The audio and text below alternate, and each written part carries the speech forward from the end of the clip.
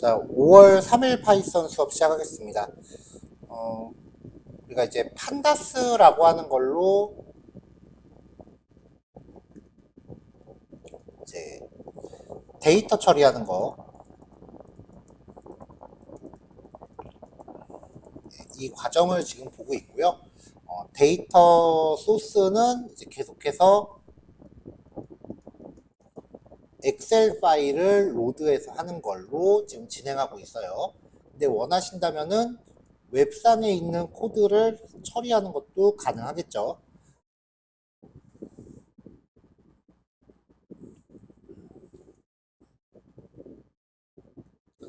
자, 이 데이터 처리에는 몇 가지 절차가 있는데요.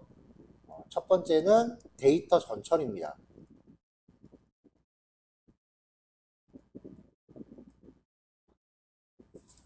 자, 데이터 전처리라고 하면 이제 쓰기 좋게 가공한다라는 얘기예요. 데이터를 가공한다라는 얘기고요. 이 가공하는 방법에 대해서는 우리가 지난 시간에 좀 쭉 살펴봤었죠. 원하는 것만 필터링을 하거나 아니면은 서로 다른 데이터들을 병합을 하거나 이런 것들을 봤었고요. 오늘 이제 데이터 가공을 볼 때는 필터링, 그 다음에 병합, 그리고 재배치가 있어요. 첫 번째 재배치 방법에 대해서는 이제 우리가 피벗 테이블이라는 거 오늘 볼 거고요. 그 다음에 이제 두 번째 방법이 하나 더 있는데 데이터 정제라고 합니다. 이게 데이터 정제는 이제 크게 또 두 가지로 나눠지는데요. 결측치 처리하고요. 이상치 처리라는 게 있어요. 결측치라고 하는 거는 말 그대로 비어있는 값을 이야기하고요. 이상치라고 하는 거는 이름 그대로 이상한 값이에요. 예를 들어서 결측치 평균 점수를 내는데 빈값이 있다라고 하면은 그 빈값을 버리고 갈 건지 아니면은 다른 값으로 뭐 기본 점수라도 주고 시작할 건지 이런 거를 결정하는 거를 이제 결측치 처리라고 하고요. 이상치 처리는 말 그대로 이상한 값이에요. 몸무게를 조사했는데 몸무게 값이 150이 나왔다. 사실 뭐 그러지 말란 법은 없기는 해요. 하지만 조사 대상이 초등학생이었다라고 하면은 분명히 이상하죠. 이거는 50kg인데 150kg라고 잘못 들어갔을 수도 있는 겁니다. 그런 부분들을 이제 어떻게 처리할지에 대한 이야기를 하게 됩니다. 자, 이렇게 이제 전처리에 대해서 지금 우리가 계속 보고 있는 과정이에요. 일단 오늘 피벗 테이블하고요. 결측치 처리에 대한 이야기를 먼저 시작하려고 합니다. 관련 자료는 톡방에 올려드렸고요.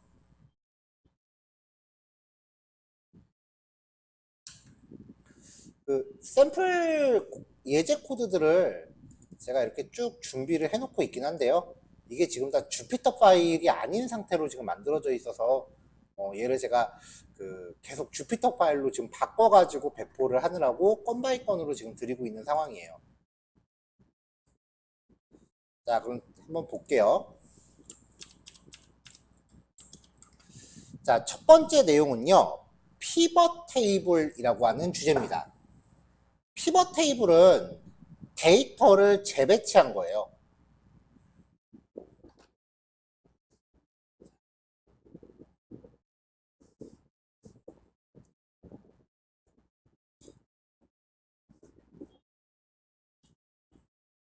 리드 엑셀 함수를 사용해서 지난 시간에 사용했었던 데이터랑은 조금 다르게 CTP풀이라고 하는 데이터를 가져왔는데요.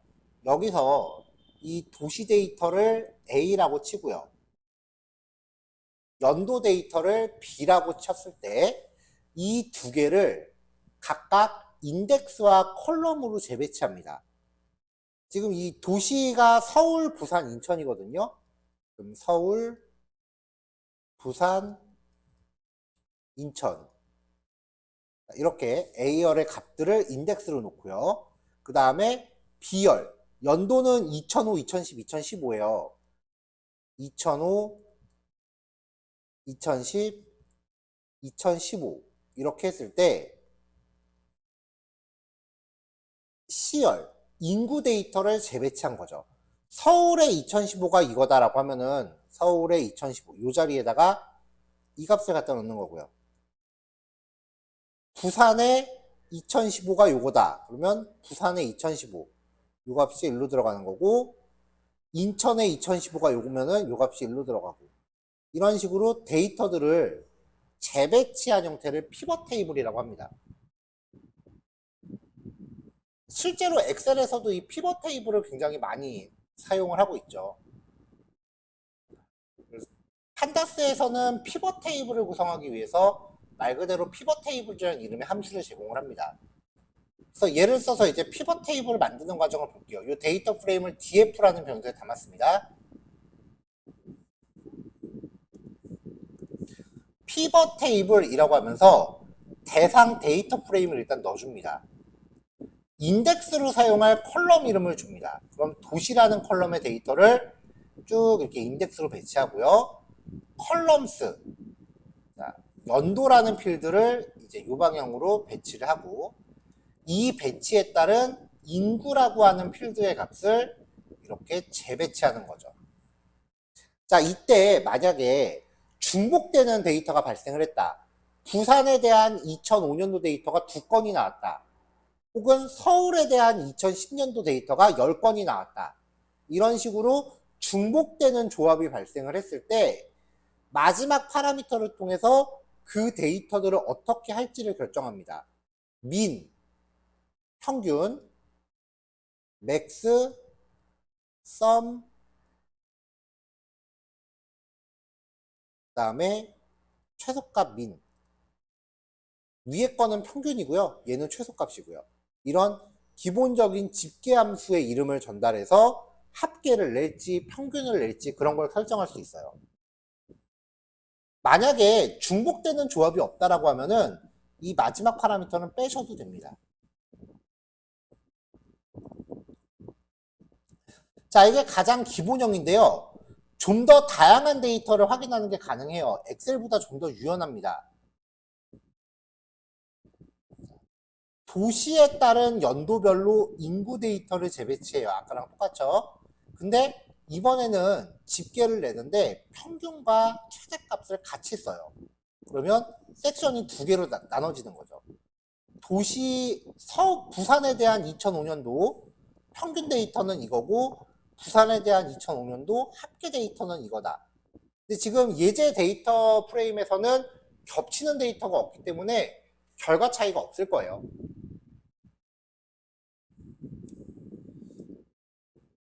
자, 다음 넘어갈게요. 이번엔 다중 인덱스입니다. 인덱스라고 하는 필드에 도시와 지역에 따라서 연도별로 인구 데이터. 자, 이렇게 만들면 도시, 부산의 경상권, 서울의 수도권, 인천의 수도권. 이런 식으로 그 컬럼을 좀 더 다양하게 조합을 합니다.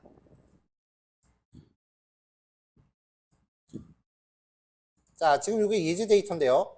지금 도시와 지역에 따라서 이렇게 나오고 있는 건데, 지역과 도시, 지역에 따른 도시별이라고 순서를 바꿔보면,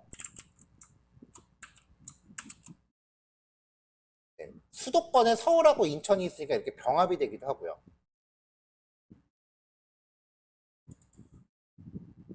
지역과 연도, 그리고 도시별.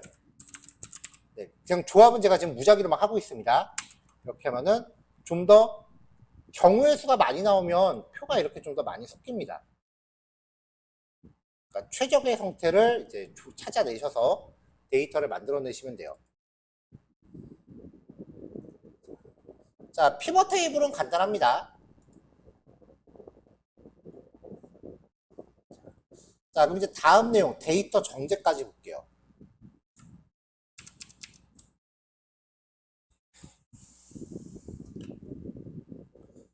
자, 일단 첫 번째 행에 있는 pip install skrun이라는 부분은 지금은 일단 무시를 해주세요. 이게 scikit-run이라 그래서 간단한 그 머신러닝 기능을 제공하는 패키지인데요. 얘가 지금 파이썬 3.11 버전에서 설치 에러가 나고 있어요. 그래서 여러분들 실습하시는 사이에 제가 파이썬을 좀 지웠다가 다시 깔아서 이게 다음 버전에선 이게 해결이 되는지를 좀 확인을 하고 넘어가야 될 것 같아서요. 일단 scikit-run은 배제하고 진행할게요. 자, 성적표 데이터를 다시 가져옵니다. 정제라고 하는 건 빈값 혹은 이상한 값을 어떻게든 핸들링하는 걸 얘기해요. 왜냐면은 초등학생의 평균 몸무게를 구해라고 했을 때 뭐 32, 43, 52, 그 다음에 48 이런 식으로 쭉 가다가 갑자기 한 명이 150kg가 나와요. 초등학교 4학년이라고 치죠. 이건 이상하잖아요. 이걸 처리 안 하면 평균 같은 거 냈을 때 얘 때문에 평균이 확 올라가겠죠. 이런 것들을 찾아서 처리하는 거를 데이터 정제라고 합니다. 일단은 기본 성적표 데이터 로드를 해왔고요. 먼저 결측치입니다. 빈값이 있는지를 확인하는 건데요. 데이터 프레임에서 is null 혹은 is na라는 함수를 호출하면 결측치가 아닐 경우 fails, 결측치는 true로 표시돼요. 그럼 여기서 영어, 수학, 과학, 수학이 하나 더 있고요. 이 값들이 지금 비어있는 값이란 뜻이에요. 근데 이렇게는 너무 보기가 어렵죠. 이렇게 얻어낸 이 MT를 sum, 합계를 내면은요, 열별로 합계를 냅니다. 이때 fails는 0이고 true는 1이에요.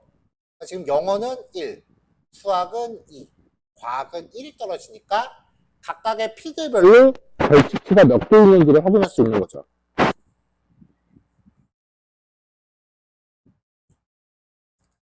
자, 결측치가 있는 게 확인이 된다면 이제 이거를 어떻게 처리할까를 결정하는 건데요. 첫 번째는 결측치 소거법입니다. 말 그대로 결측치를 다 지워버리는 거예요. 데이터 프레임 객체점 드롭 NA라고 하면은요, 결측치가 있는 모든 행을 다 지워버립니다.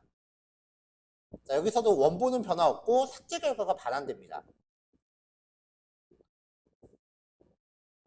드롭 NA 하면서 아식스 1이라고 축을 지정해 주면은 열 단위로 결측치가 있는 형태를 지웁니다. 열 단위로 지었죠? df.dropNA how all이라고 하면은 한 줄의 값이 전체가 다 빈값만 지워요. 근데 그런 경우는 사실상 그렇게 자주 발생하지 않을 거예요. how 파라미터랑 축을 설정하는 아식스를 같이 설정하면은 한 열의 모든 값이 결측치면 지웁니다. 행 단위로 다 지울 거냐, 열 단위로 다 지울 거냐인데 지금 여기서도 예제 데이터는 한 줄이 통째로 결측치인 경우가 없기 때문에 그냥 결과가 바뀌지 않을 거예요. 결측치 소거법은 무조건 지우는 겁니다. 만약에 데이터가 100만 명인데 그 중에 뭐 한 2, 300명 정도 이라고 하면은 전체 대비 너무 미미한 값이잖아요. 2에서 300명이요. 그래서 이럴 때는 결측치를 지워도 상관이 없는데 전체 데이터 50건 중에 결측치가 5건이다 라고 하면은 이거는 벌써 10%거든요. 이럴 때는 무조건 지우면은 오히려 결과가 왜곡될 수 있기 때문에 이때는 다른 방법을 취해야겠죠. 결측치를 지울 수 없다면 그 다음에 선택하는 거는 결측치 대체입니다. 지정된 값으로 그냥 강제로 채워 넣는 겁니다. 데이터 프레임 점 필NA라고 호출하면은 결측치를 찾아서 전부 50으로 바꿔버립니다. 이렇게요.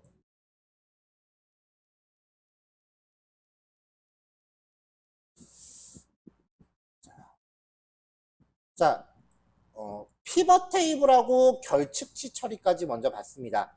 요거 파일 두 개, 그 7시 50분까지 내용 정리하시고요. 10분 쉬었다가 8시에 시작하도록 하겠습니다. 잠시 후에 뵐게요.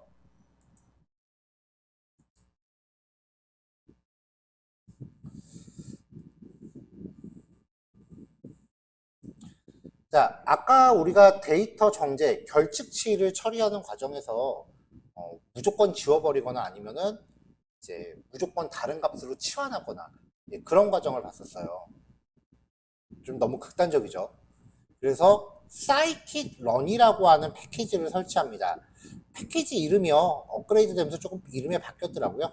pip install 업그레이드 scikit-run이라고 설치하시면 되고요. 설치된 패키지 안에서 sklearn.imput라고 하는 그 패키지 안에서 simple imputer라고 하는 클래스를 가져오셔야 됩니다. 이 scikit-run이라고 하는 게 기초적인 통계 데이터를 산출할 때 쓰는 머신러닝 패키지예요. 근데 뭐 우리가 그 요즘 핫하게 들어가는 뭐 그런 복잡한 인공지능은 아니고요. 간결한 형식입니다. 샘플 데이터 다시 한번 로드했어요. 이 scikit-run이라는 걸 쓰기 위해서는 이제 simple imputer라고 하는 클래스한테 이제 missing values 결측치로 지정할 값들을 이제 지정해 줍니다. numpy.nan이라고 정해 주시면 되고요. 그 다음에 이제 얘네들을 어떻게 처리할지 규칙을 잡아 주시는데요.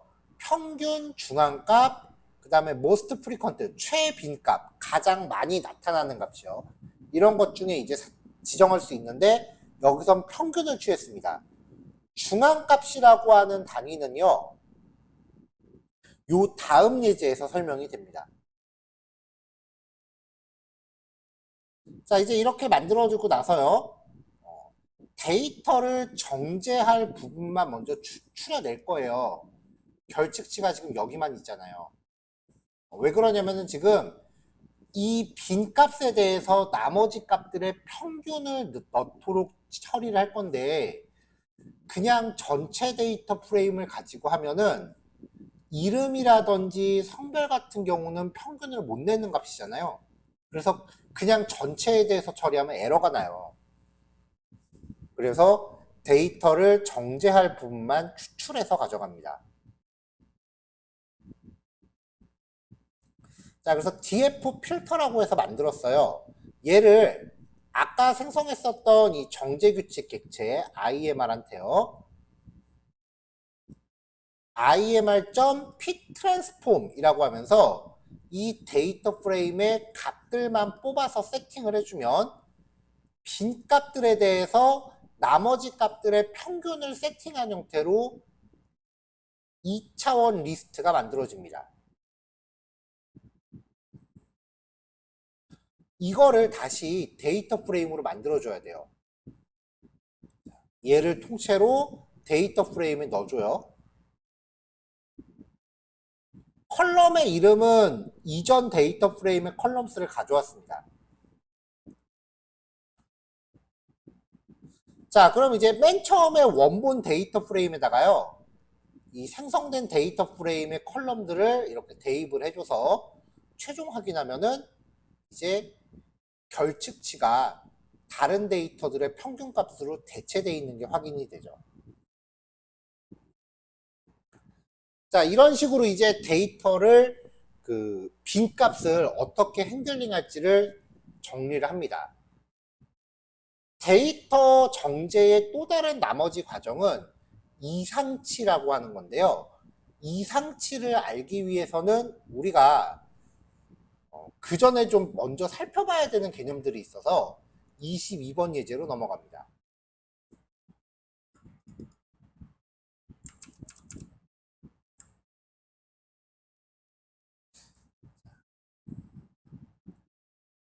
처음 소개해드리는 패키지가 등장하는데요. Matplot lib라고 하는 패키지입니다. 얘를 사용하시기 위해서 설치가 필요하실 수도 있어요. 보통 판다스 설치하면서 같이 깔리긴 하는데요. 혹시 모르니까 한번 명령어 수행해 보세요. pip install matplot lib 파이썬에서 쓰이는 가장 기본적인 그래프 모듈입니다. 자, 리드 엑셀로 데이터 또 불러왔고요. 그래서 넘파이도 준비했습니다. 요 단원에 들어가는 기능들은요, 명령이 짧아요. 근데 분량은 조금 돼요. 데이터 프레임에 대해서 shape라고 하는 명령을 사용하면은 5행 7열이다 라고 데이터가 나옵니다. 총 5개 줄이고 열은 하나, 둘, 셋, 넷, 다섯, 여섯, 7개죠. 지금은 예제 데이터만 처리하고 있기 때문에 데이터가 5줄밖에 안 되는데, 만약에 데이터 프레임에 있는 데이터가 한 50만 건 정도 된다 라고 하면은 한꺼번에 다 출력하기에는 굉장히 부담스러워요. 그래서 우리는 필요한 부분들만 이제 위에 거 몇 개, 끝에 거 몇 개에서 전체가 어떻게 생겼겠구나 라고 어림잡아야 됩니다. 자, 데이터 프레임에서 헤드라고 하는 함수는요, 처음부터 상위 몇 건만 추출해 줍니다. 파라미터가 없으면 5개가 기본이에요. 특정 컬럼에 대해서 사용할 수도 있고요. 테일이라고 하는 명령은 마지막 몇 줄만 가져옵니다. 여기서도 파라미터가 없으면 5줄이 기본입니다. 자, 이렇게 데이터의 그 상위 몇 건, 하위 몇 건을 뽑아서 얘네가 어떻게 생겼겠구나라고 일단 어림잡아서 몇 개를 확인을 한 다음에요. 전반적인 전체 데이터량을 확인합니다. 데이터 프레임 객체점 디스크리브라는 명령을 호출하면요, 이게 기초 통계량이라고 부르는 값들이 나옵니다. 카운트는 데이터의 개수인데요. 여기 보시면은 영어, 수학, 과학이 데이터 수가 다르죠. 결측치를 제외한 데이터 수입니다.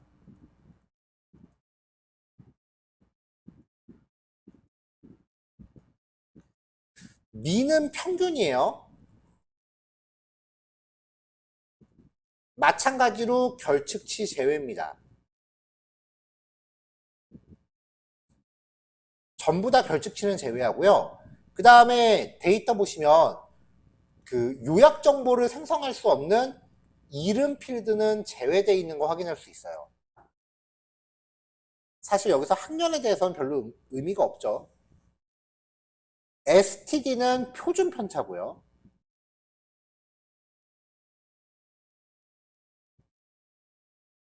미는 최소값. 25%라고 되어 있는 거는 1사분위수라고 부르는 값입니다. 50%는 2사분위수 혹은 중앙값이라고 부릅니다. 75%는 3사분위수입니다. 맥스는 최대값입니다.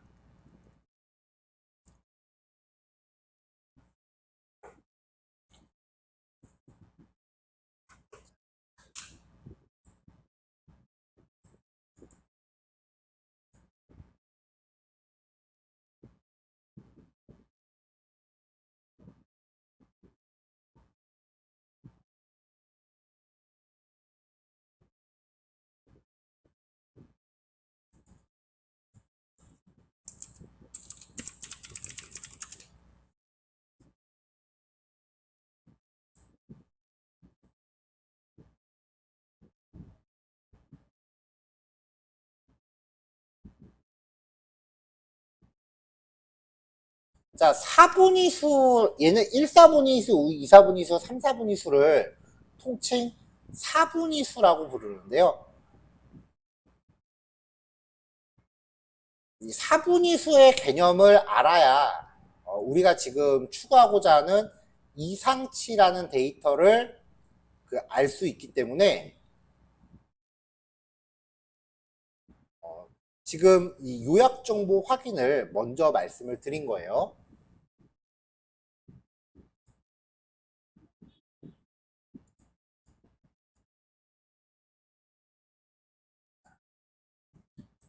퀀틸이라고 불러요. 그래서 줄여서 1, 4분위수를 Q1, 2, 4분위수를 Q2, 3, 4분위수를 Q3라고 부릅니다. 의미가 뭐냐면은 데이터들이 여기부터 여기까지 쭉 있을 때 여기가 0이고 여기가 100이다라고 쳤을 때요. 50% 되는 위치의 값. 이게 중앙값이고요. 그 다음에 25% 되는 위치, 밑에서부터 하위 25% 되는 위치가 1, 4분위, 밑에서부터 75% 되는 위치의 값이 3, 4분위수입니다.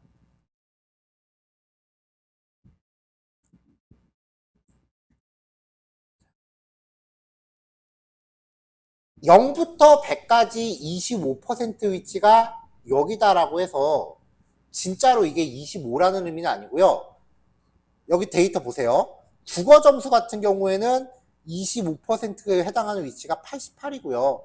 92점, 98점이에요. 전체 5명 중에 하위 25%에 속하는 기준이 88이에요. 그러면은 88점 밑으로는 여기에 속하는 거죠. 여기가 88점이고요.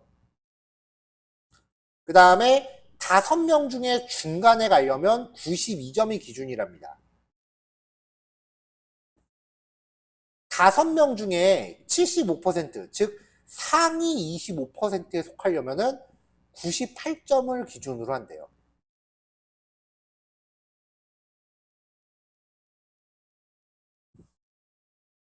자, 이 사분위수들은요, 어떤 계산을 통해서 도출된 값이기 때문에 실제 데이터가 아닐 수도 있어요. 88점, 92점, 98점이라는 값이 실제 데이터에는 없을 수도 있어요. 걔네들을 가지고 계산을 해서 도출된 값이에요.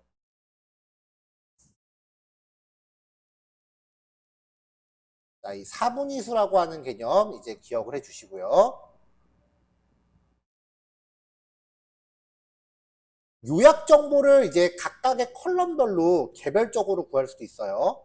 컬럼 이름 주고서 디스크리브라고 정하면 되고요. 그 다음에 이 각각의 값들을 함수로 따로 알아낼 수도 있습니다.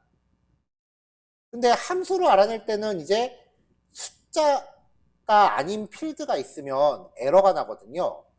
그래서 일단은 여기서 요약 정보를 확인할 수 없는 필드를 드롭해서 제외하고 진행할게요.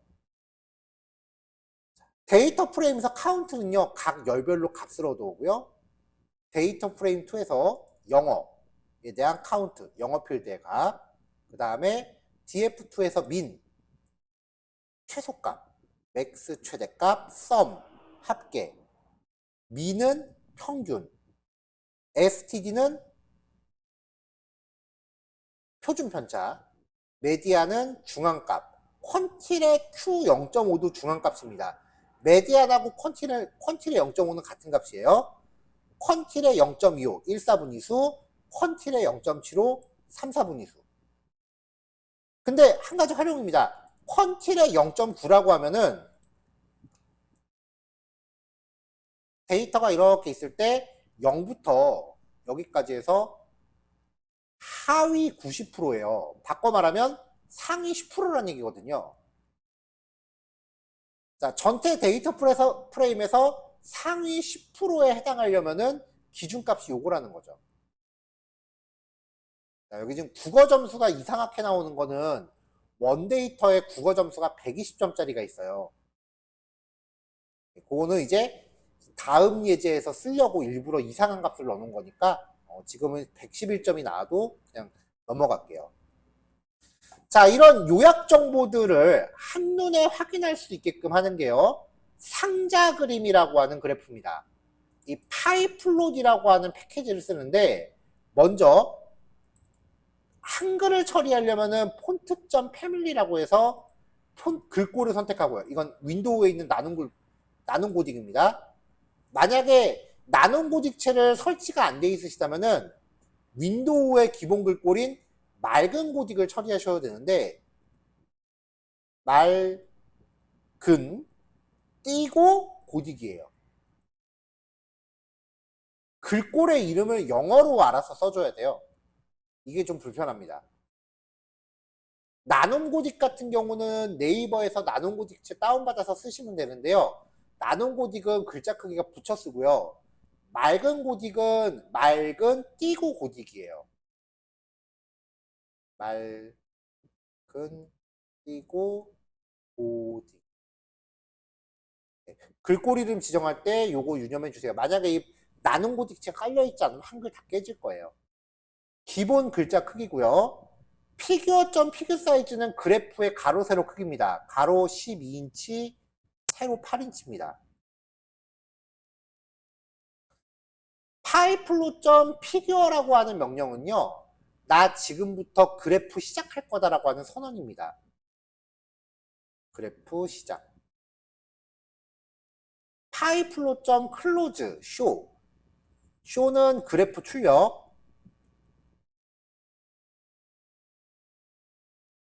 파이플로점 클로즈는 그래프 종료입니다. DF2에 대해서 박스 플롯을 그리는데 국어 점수에 대해서 그립니다. 자, 그럼 이렇게 나오죠. 이 그래프를 해석하시는 방법이요. 조금 여기 까만 선이 바짝 붙어 있는데 보통은 이렇게 나와요. 까만 선이요.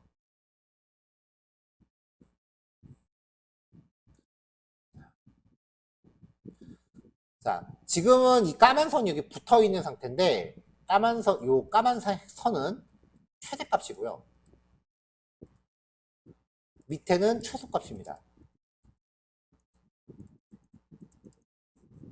그리고 1, 4분위수, 중앙값 3, 4분위수고요. 위아래에 있는 요 점들은 얘네가 이상치예요.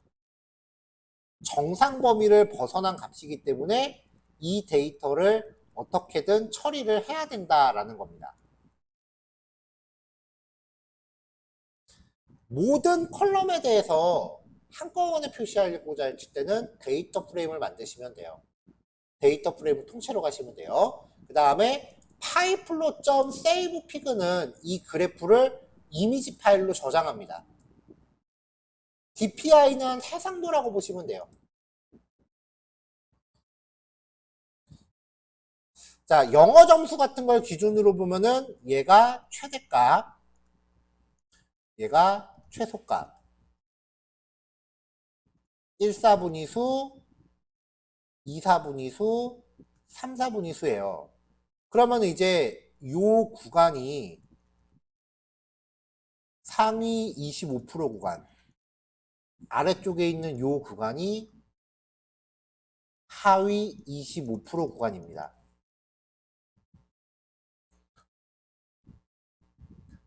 이걸 통해서 이제 데이터의 전반적인 분포를 확인할 수 있고요.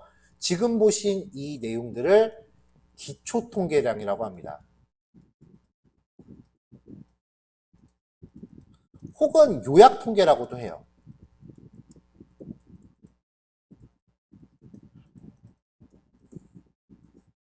대부분 논문들 쓸 때 앞에 서론 부분에 이제 요약 통계량을 먼저 제시해서 그 논문에서 다루고자 하는 데이터의 전반적인 분포를 설명하는 내용이 맨 앞에 들어가요. 그래서 이 상자 그림을 해석하고 무슨 뜻인지 알아내는 거는 데이터의 전체 분포가 어떻게 되어 있는지를 확인하겠다라는 의미에서 굉장히 중요한 내용입니다.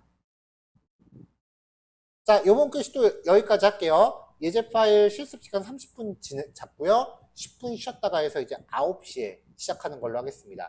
자, 그럼 이제 이 내용을 토대로 아까 이야기하다가 중단됐던 데이터 정제, 이상치 처리 방법에 대해서 이야기를 하고요.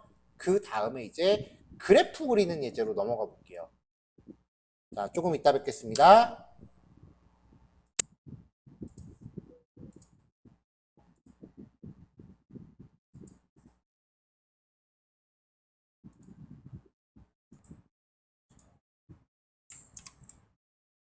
자, 오늘 마지막 내용으로요, 이상치 처리라고 하는 과정을 소개해 드리려고 해요. 자, 이상치라고 하는 거는 이름 그대로 이상한 값을 뜻해요. 이게 의미하는 게 정상 분포를 범위를 벗어난 값이에요.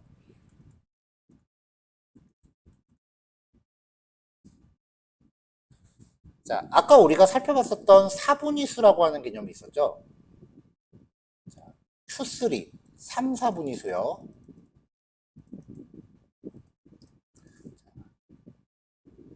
25번째로 높은 값.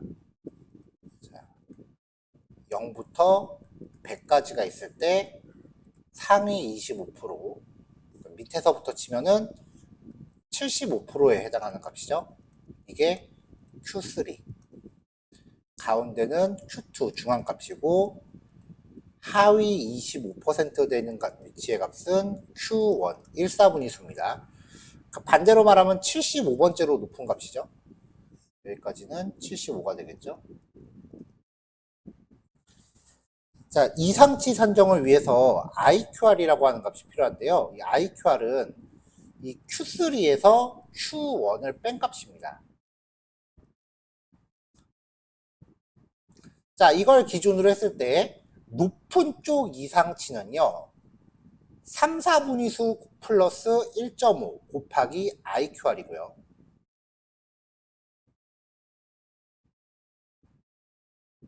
그 다음에 낮은 쪽 4분위수는 1, 4분위수 빼기 1.5 곱하기 IQR입니다.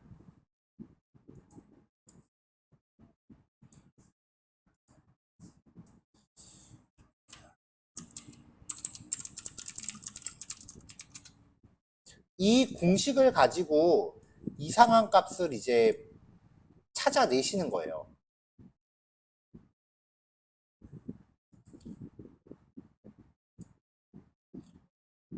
그래서 저 범위 안에 나오는 값이 있다라고 하면은 이제 그걸 가지고 걔네들을 이제 다른 정상적인 값으로 바꿔주는 거죠.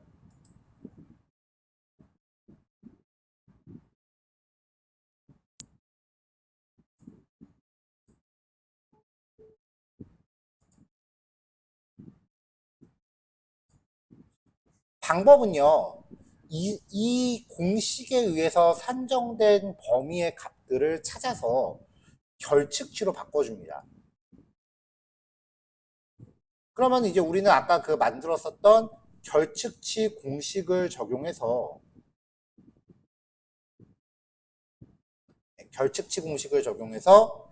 그 정제를 하는 거죠.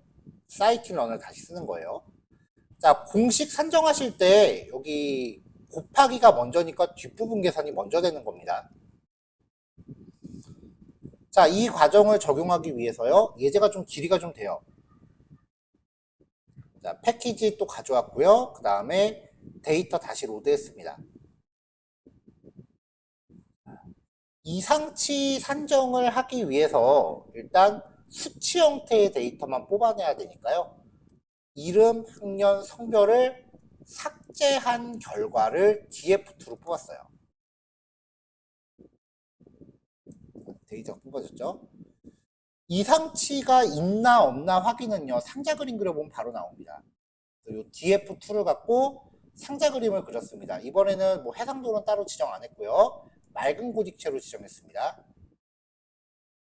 자, 보면 이제 국어 점수랑 과학 점수에 이상치가 있다고 나와요. 그럼 요 두 개를 산정하면 되겠죠?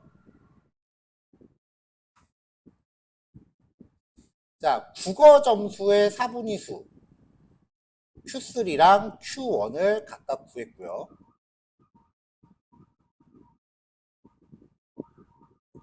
그 다음에 IQR 값은 Q3 빼기 Q1이었으니까 IQR을 구합니다. 이게 10.0이라고 떴어요. 자, 그럼 이제 이걸 가지고 그 국어 점수에서 국어 IQR 곱하기 1.5 이게 국어 이상치 맥스 값이고요. 국어의 1/4분위수에서 국어 IQR 곱하기 1.5를 빼면은 얘는 최소값 이상치입니다. 두 개를 출력을 해봤어요. 그러니까 점수 범위가 이거보다 크거나 요거보다 작은 애들이 이상치인 거죠. 자, 과학 점수에 대한 IQR도 뽑아냈고요. 같은 공식으로 Q3랑 Q1 값 뽑아내서 두 개 차를 교해서 이제 IQR 값 뽑아내고, 아까 과학 같은 경우는 그래프에서 이상치가 큰 값밖에 안 나왔으니까요. 과학은 이상치 맥스 값만 뽑았습니다.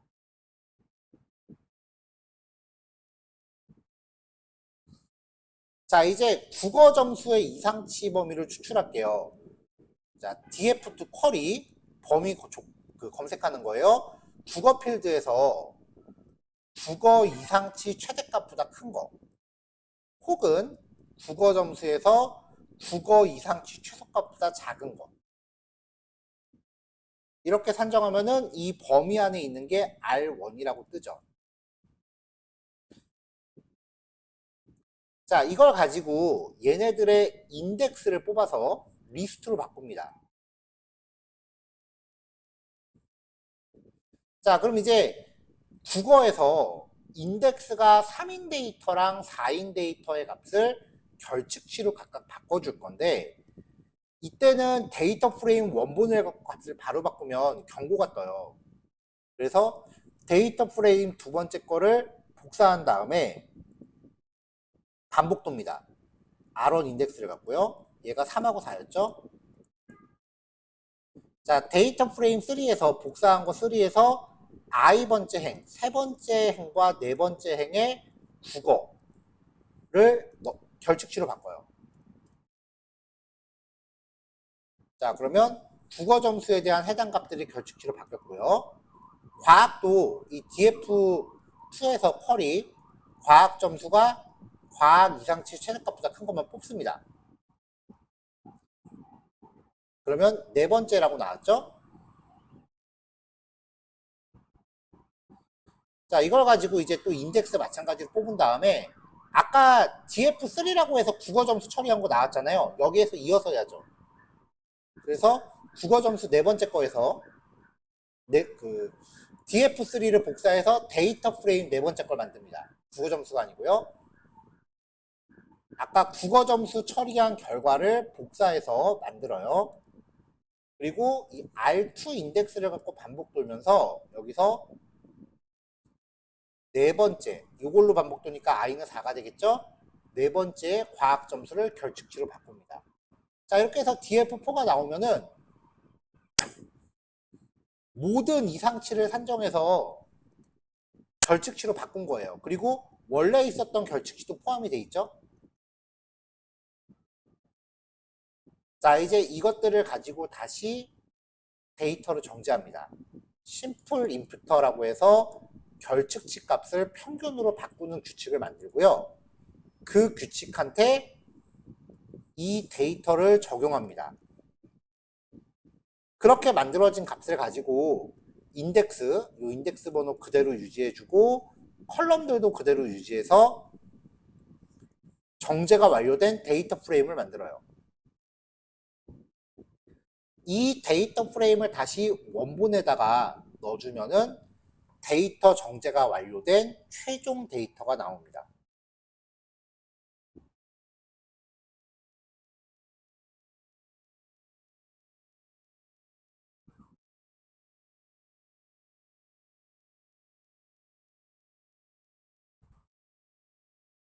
자, 다시 한번 이제 분석 과정을 정리하면은 먼저 데이터 확인이 필요하고요. 확인을 한 다음에 전처리가 들어가요.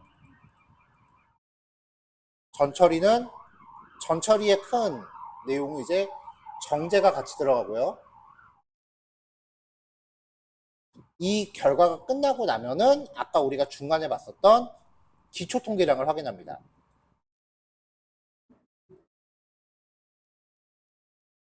근데 기초 통계량을 확인하는 과정에서 상자 그림이 등장하는데 이 상자 그림을 봐야만 정제가 또 필요할 수도 있기 때문에 전처리 정제 기초 통계량은 단계가 딱딱 정해져 있다기보다는 필요에 따라서 왔다 갔다 하면서 이제 처리하게끔 되어 있습니다.